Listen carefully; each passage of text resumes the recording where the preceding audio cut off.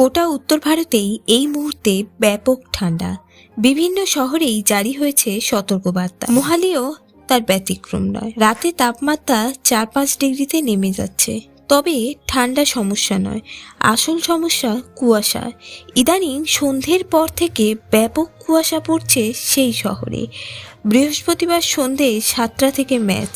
কুয়াশার মধ্যে কি করে ক্রিকেট খেলা হবে তা নিয়ে উঠছে প্রশ্ন। মোহালিতে অন্য সময়ে ম্যাচ হলেও শীতকালে সাধারণত দিনরাতের ম্যাচ দেওয়া হয় না। সাধারণত টেস্ট বা ঘরোয়া ক্রিকেটের ম্যাচ থাকে। এই প্রথম সেই মাঠে শীতকালে কোনো টি-20 ম্যাচের আয়োজন করা হচ্ছে। রাতে প্রবল কুয়াশার সম্ভাবনা রয়েছে। তবে পাঞ্জাব ক্রিকেট সংস্থা সমস্যা মোকাবিলা করতে তৈরি। প্রধান পিচ নির্মাতা রাকেশ কুমার বলেছেন, শীতকালে আমরা নিয়মিত ঘরোয়া ক্রিকেট আয়োজন করি, তবে সেগুলো হয় দিনের বেলায়। আসার কথা গত 2-3 দিন কুয়াশা কম পড়ছে, তবে কুয়াশার মোকাবিলা করতে আমরা বিশেষ ধরনের একটি রাসায়নিক মঙ্গলবার থেকেই দিচ্ছি।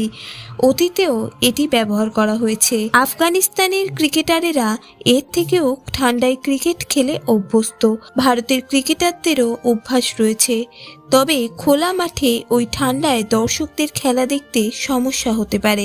ভিডিওটি ভালো লেগে থাকলে বাংলার ক্রিকেট চ্যানেলটিকে অবশ্যই সাবস্ক্রাইব করে দিন।